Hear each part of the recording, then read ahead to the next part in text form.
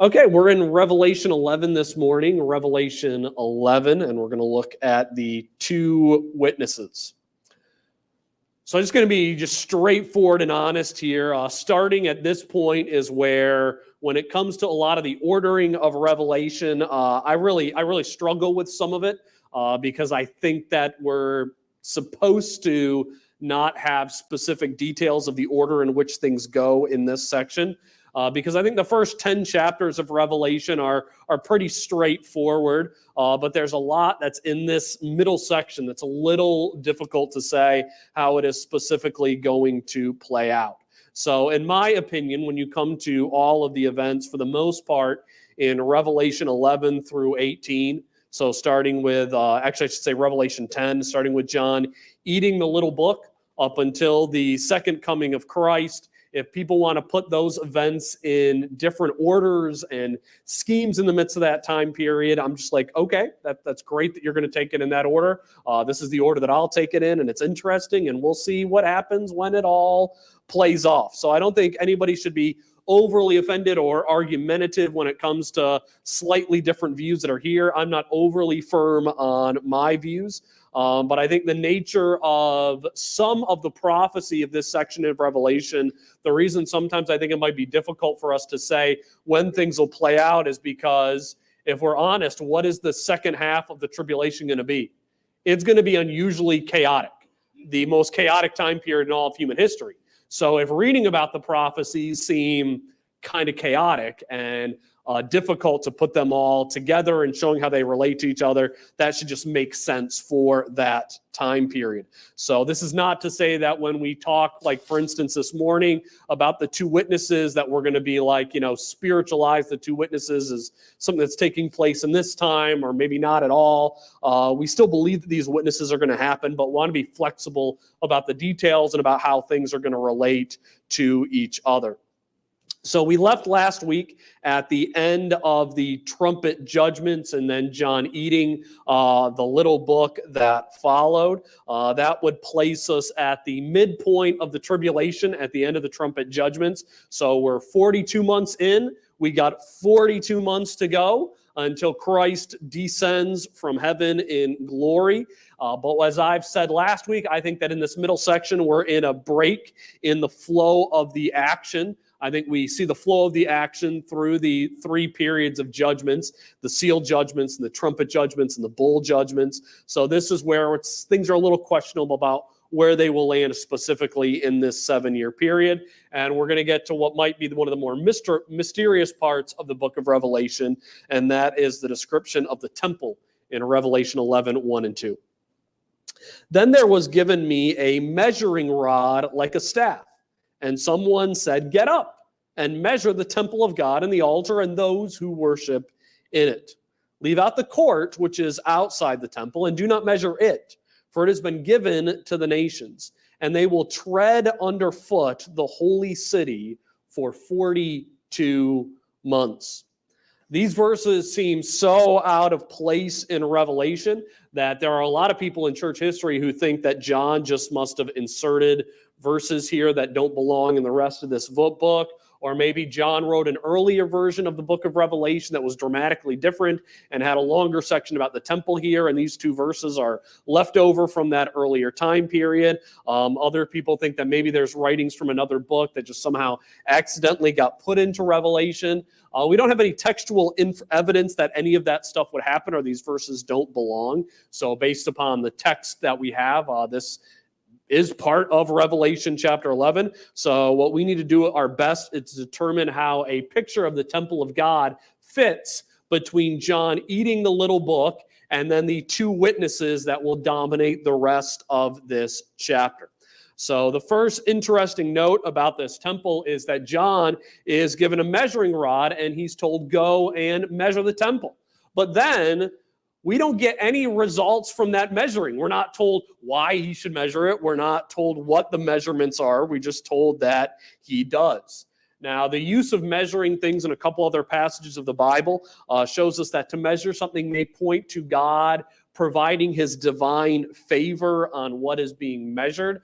So some people say this is divine favor. Other people would say that it is picturing protection that God is given to what is being measured. I think probably protection is the best view to take on it, that the temple area will be protected during the tribulation period. So not that that temple will necessarily be blessed during that time period, but God will provide a special protection to allow that temple to endure during this time period. The real controversial question is, what is this temple that is standing there? The word used for temple by John here is the word naos. And the significance about naos is that this is a word that specifically refers to the temple proper. So if you think about images that you've seen, I probably should have put one up on the screen of like the large temple complex area that Herod built, or even when you had the tabernacle, the temple area would take that whole area that the curtains are in, and then you'd have the smaller building inside of the tabernacle area. Well, this word for temple just refers to that smaller area, that temple proper building in which the holy place and the most holy place would represent. So it's just that smaller building and not the entire temple complex.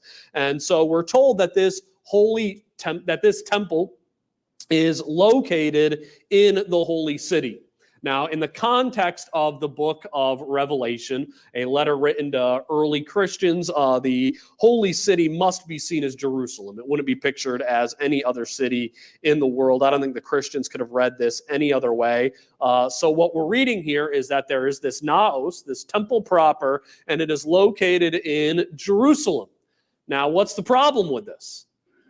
There's no temple in Jerusalem. And this is why it's led a lot of people to allegorize this passage or say that it doesn't belong here at all, because they look at Jerusalem and they say, there's no temple there. In fact, there hasn't been a temple there for nearly 2,000 years.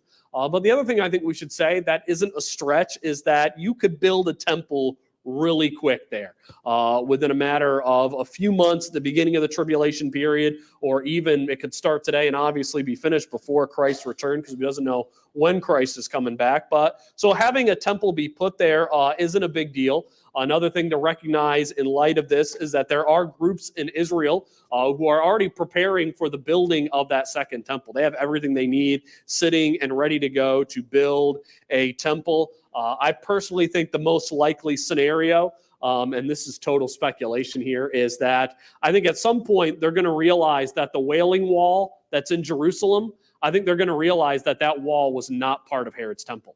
That wall wasn't part of the temple at all, but there was this massive Roman fort that was in Jerusalem at that time period. And it was actually said that you could stand up in that Roman fort and look down upon the temple. That's how big that Roman garrison fort was during that time period. And it was right next to where the temple was. And what did Jesus say when he prophesied about the destruction of the temple? No one brick will be left upon another. And so I see the whole wall of that temple as being like, probably shouldn't be there in light of Jesus's prophecy. So I think the temple just got wiped off the face of the earth. In a couple hundred years, people went back to look for this temple. They saw that big wall there and they're like, I bet that big wall was part of the temple, when it wasn't really part of the temple. And I think at some point they're going to realize that was the old Roman fortress. It wasn't part of the temple at all. And they're going to say, hey, that whole situation with the Dome of the Rock isn't even a big deal because the temple wasn't even there.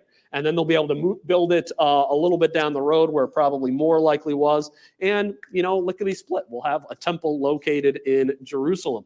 So I take this temple as a future temple that'll be built in Jerusalem. I don't take it as the church, as some people do.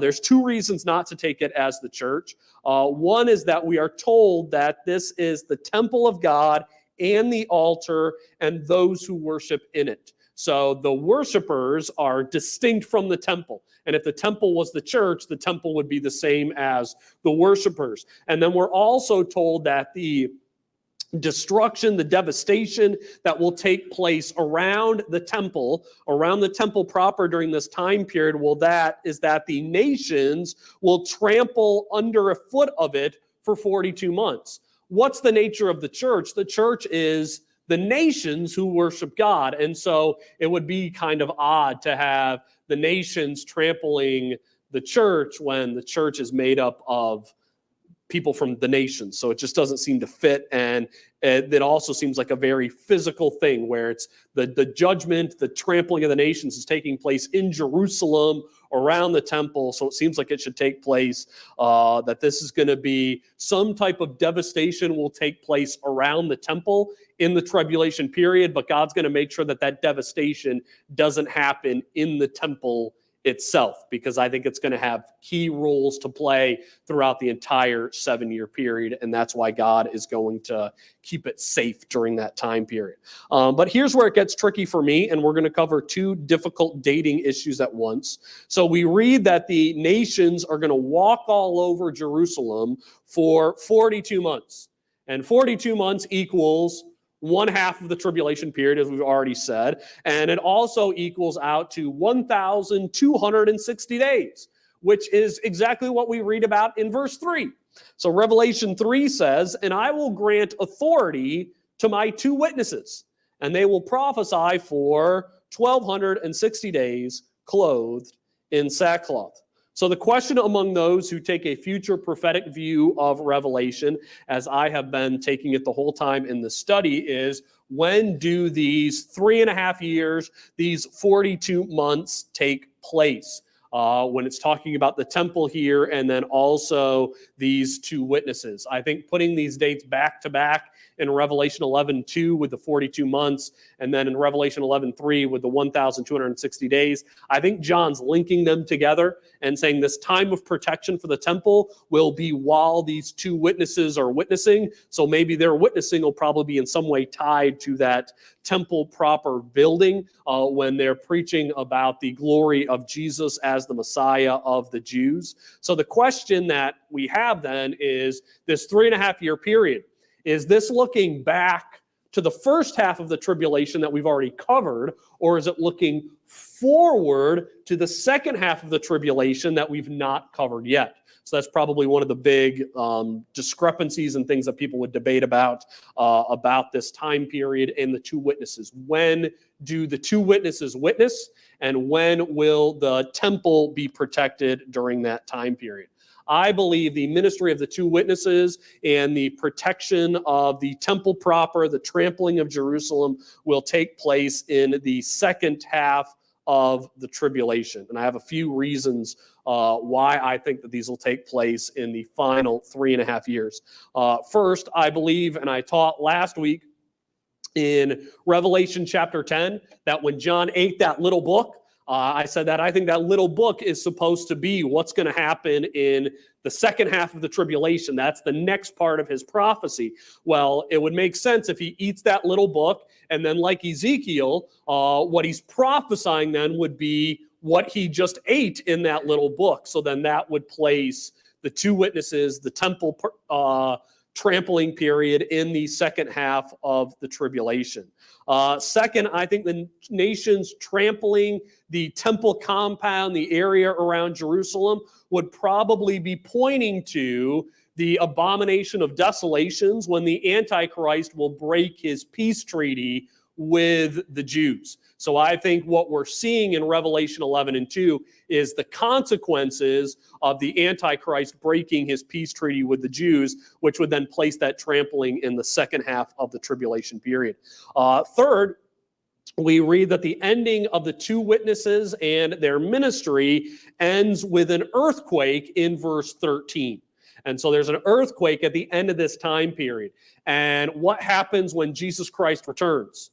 Temple splits in 2, massive earthquake. So I think that what this is saying is that at the end of the witnesses, the witnessing of the 2 witnesses, that sounds awful. At the end of the ministry of the 2 witnesses, after that, Jesus Christ will come back. You know, you say things sometimes, they just come out and you're like, that just sounds so dumb. And then Jesus Christ comes back after that, and that's when you'll have that earthquake period.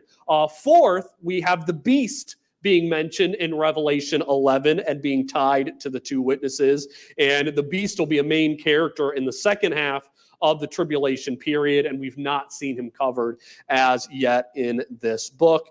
And then my final reason is that what occurs in verses 14 through 19 at the end of this chapter, we'll cover it at the very end of our time this morning. I think that information is tied to the second coming of Jesus, his arrival here on earth. And so that takes place at the end of the two witnesses. And so it's talking about how Jesus' return will take place right when they're done with their ministry. So all of those reasons is why I say, when are these two witnesses doing their ministry, their prophetic ministry on the world? It's in the second half of the tribulation period. But I say all that to say, if you feel real strong that the two witnesses witness during the first half of the tribulation, okay, like it's not something to get all our feathers ruffled up about. The important thing is that they do their ministry. When it occurs, we can have our differences on that. But I think it's most likely in the second half of the tribulation. And then let's talk about the ministry of these two witnesses in verses 3 through 6. And I will grant authority to my two witnesses, and they will prophesy for 1,260 days, clothed in sackcloth. These are the two olive trees and the two lampstands that stand before the Lord of the earth. And if anyone wants to harm them, fire flows out of their mouth and devours their enemies. So if anyone wants to harm them, he will be killed in this way. They have the power to shut up the sky so that rain will not fall during the days of their prophesying. And they have power over the waters to turn them to blood, and to strike the earth with every plague so often as they desire. So we read here that there are two individuals. They are called witnesses. And for 3.5 years, they will wear the traditional garb of the Old Testament prophets, most famously worn by Elijah and then John the Baptist. They'll be clothed in sackcloth. Now, the big debate for a lot of church history has been, who are these two witnesses? The most common view in the early church was that they were Enoch and Elijah, the two saints who were taken up into heaven.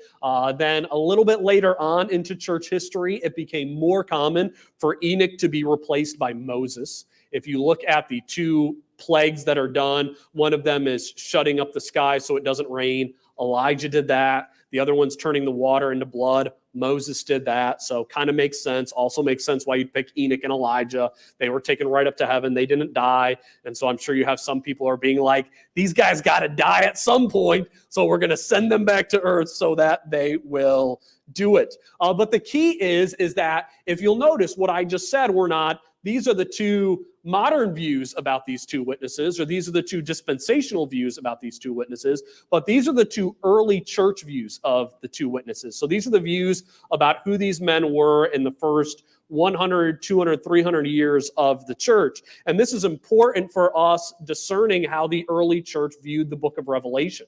Because if you're going to talk about how these two witnesses are Enoch and Elijah, what does that mean you believe about the book of Revelation as a whole? You believe that it's a futuristic book that still hasn't happened, and that when God says two witnesses are going to come, you believe two witnesses are going to come. And so based on the interpretation of these two witnesses by early church fathers, we see that they have a view of Revelation that lines up very well with the way that it's taken by dispensationalists today to look at these as future events that are going to happen literally in the line that John said that they were going to happen. So who these individuals are, I don't know how much I agree with the early church fathers. I think totally they could be Enoch and Elijah or Elijah and Moses. But I'm somebody who, when I look at how end time prophecies are going to be fulfilled, I want to pattern it a lot on how Jesus fulfilled Old Testament prophecies in his first coming. And if you remember, Elijah came before Jesus, and was it Elijah? No, it was John the Baptist. So it was a guy who, up until he was born and had the ministry of John the Baptist, he was just a guy. So I think that the two witnesses are just going to be, two people who were born and God picks them for that time period. I think they'll probably be Jews, but that's probably as specific as I'll go. But the view of the early church was that they were Enoch and Elijah, and then later Moses and Elijah. They're called two olive trees, and I believe the purpose of two olive trees is to point us back to Zechariah chapter 4. In Zechariah chapter 4, the high priest Joshua and the governor Zerubbabel were called two olive trees. So they were two men who were used by God to lead God's people during difficult times. And so I take this to pointing to the roles of these two witnesses. They will not only be there to proclaim to the world the glory of Jesus as the Messiah, that they should turn to him as Savior. They won't only be working in judgment, but I also believe that calling them the two olive trees will point to the fact that they will have a leadership role among the other Israelites who have been sealed by God to be witnesses for him during this time period. So I think the two olive trees, and looking back to Zechariah 4, shows us that they'll have a leadership role amongst God's people during this time period. But then one of the main things about them, and that kind of stands out about these two witnesses, is not their words that they're going to say or the leadership role that they're probably going to have, but the miracles that they will do. These guys are going to have some judgments, and some judgments that are going to be kind of crazy. They're going to have fire come out of their mouths, devour their enemies. They're going to cause famine by saying that it is not going to rain. They're going to be able to turn water into blood, and then they're going to be able to do other miracles on top of that in judgment. And I don't know about you, but the most difficult of these to wrap my mind around is fire coming out of their mouths. Because that is just we haven't seen anything like that in the Bible before. The closest we have is Elijah calling down fire from heaven. And that, to me, is a lot different than breathing out fire like dragons. So it's on the one hand, it's surely that's got to be symbolic, right? But on the other hand, nothing in this text points to these judgments as being symbolic. Nothing in John's writing shows to us that we should view these as something that it is like fire, but not actually fire. He writes this in a way to say, this is what's going to happen.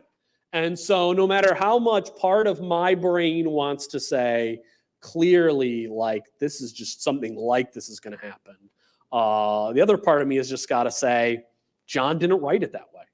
And since John did not write it in symbolic language, I think we should say most likely, most probably, they're going to work these same judgments just as John is telling us to. So they're going to do these miracles in judgment. So whenever the Antichrist sends forces to oppose them for a period of 3.5 years, none of those men who come to oppose the two witnesses are going to come out of that opposition well. They're going to come and get burned by fire. They're going to get devoured by other miracles.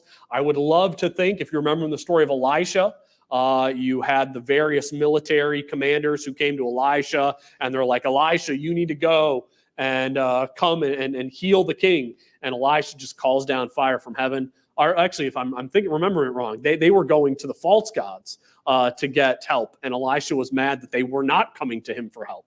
And that's why he sent fire down upon them. And so, but finally you had a commander who said, please do not send fire down upon us, and begged for mercy. So hopefully other people who may oppose these two witnesses will call for that same mercy upon them and believe in the Messiah. But they're going to have judgment upon the world in the midst of their witnesses. And then their witness is going to end rather abruptly in verse 7. We read, when they have finished their testimony, the beast that comes up out of the abyss will make war with them and overcome them and kill them. So God's going to have a time for those prophets where their ministry will end. And when their ministry is to end, they will finally be overcome by the beast. And I don't want to get too much into the beast this morning because we're going to cover the beast a lot in Revelation 13. So we'll just sort of take that information and kind of tuck it into our back pocket. The only thing we should probably mention is that it says the beast will come up out of the abyss. In Revelation 13:1, it says the beast will come up out of the sea. And when you look at the mythological views for how the sea was viewed as a realm of chaos, a realm of death, and would line up with the views of the abyss as a place of judgment and chaos and a holding place for demonic forces. So I think that when it says the beast will come up from the sea or the abyss, I think that's just a way of saying that when the beast comes forth, when he comes forth in power, he will be coming forth in demonic power that will come forth as if he's coming with the power of Hades and death himself. Now it says that he comes to war against the two witnesses. And this is what one person said when I read in a commentary. This is how we know it's not two persons. You don't go to war against two people. And I'm like, man, I have a problem with the fact that war means that it can't be two people. One, if you're looking at what these two witnesses could do, you would go to war against them. And then two, just because you're going to war against them does not mean you're bringing armies of tens of thousands of people. This word really just means that you're going into conflict against them. And actually kind of reads as if it almost might be a direct conflict of the beast himself going against the two witnesses. So it might not be armies and forces, but it could be the beast personally going to war against these two witnesses. And the result of that war is that who is victorious? It's the beast.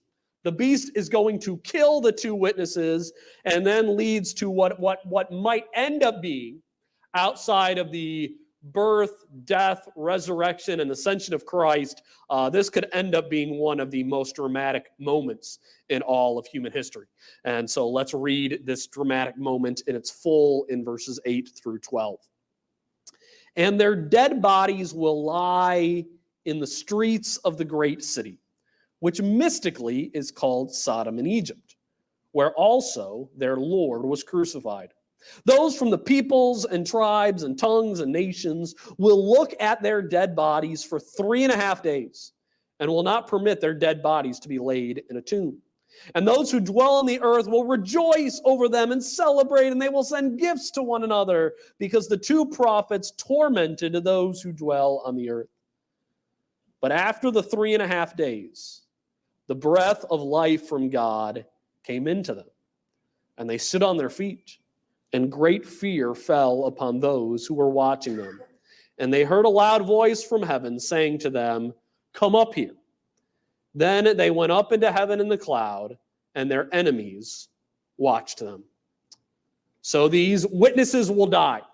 And they will die in the city of Jerusalem, where Jesus was also killed. And here Jerusalem is symbolically called Sodom and Egypt. Which again, like this passage should be like a neon sign. When John is using symbolic language, allegorical language, he makes it clear. He spells it out so you know that that is what he's doing. So he's telling us, I'm calling this city Sodom and Egypt, because what is that city going to be like toward the end of the tribulation period?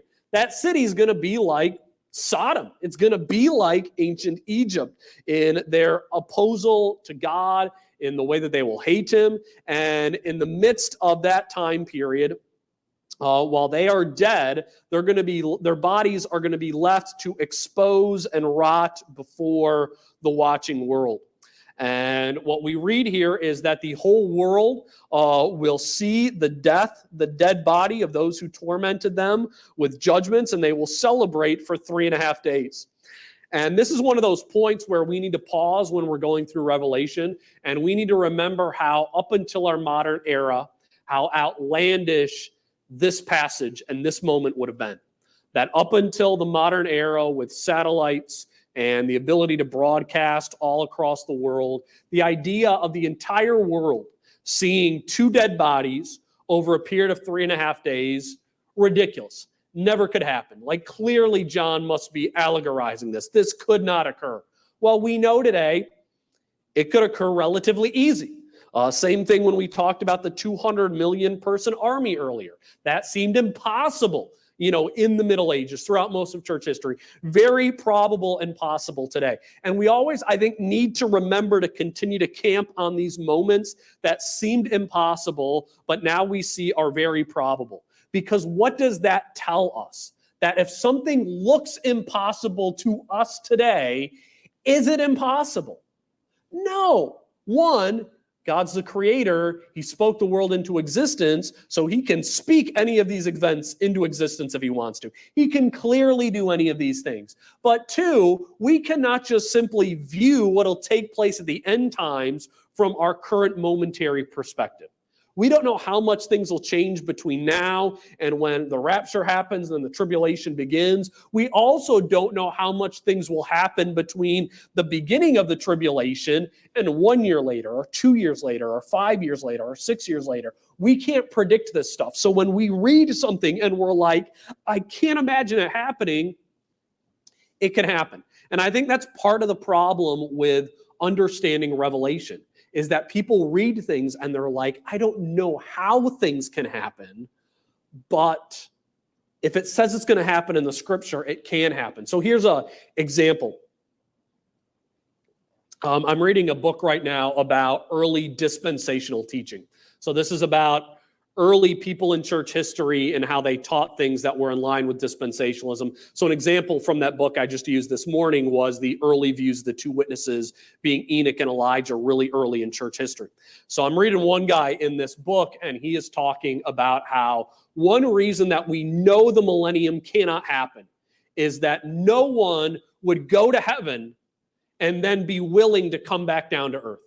Because when you're in heaven, it'll be so awesome that you could never imagine wanting to come back down to earth. So obviously there will be no millennial reign where people come back down to earth, because no one would want to come back down to earth with Jesus. And so that's why he rejects the idea of the millennium. The original reason that the millennium that's going to take place at the end of this book and a future view of Revelation was rejected was because there became a view in church history, probably about 300, 400 years after Christ, that the idea of a physical millennium was carnal and sinful.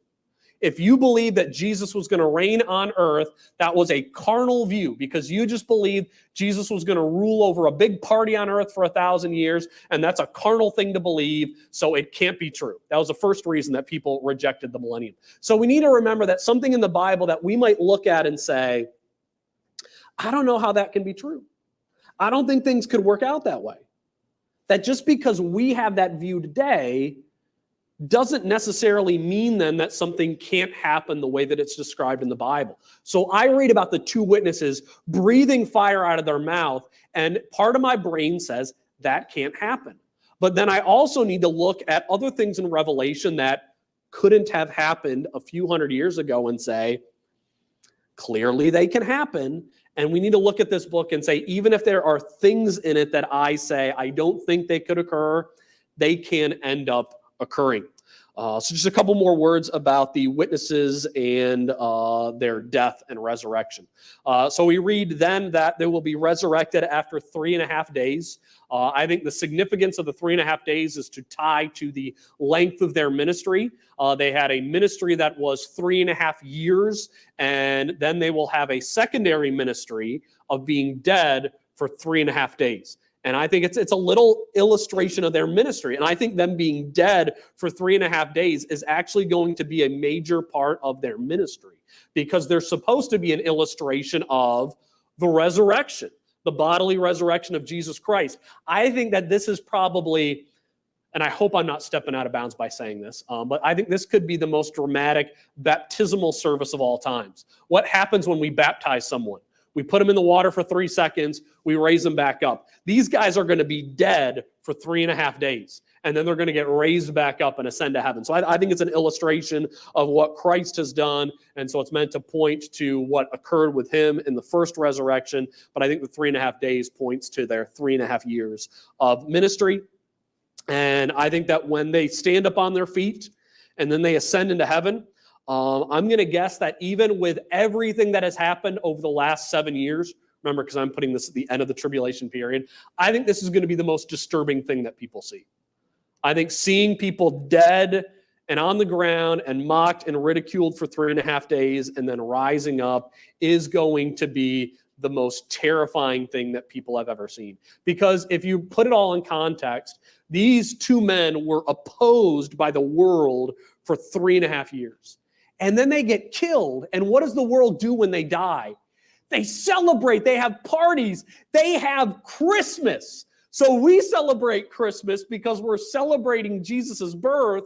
They're going to have a new Christmas to celebrate these men's death. But then what's going to immediately happen after their celebratory Christmas?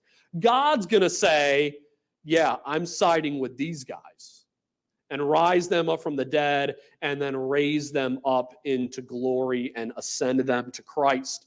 And then we read in verse 13, and then this is where I really tie this to the end of Revelation. And in that hour, there was a great earthquake, and 1/10 of the city fell. 7,000 people were killed in the earthquake, and the rest were terrified and gave glory to the God of heaven.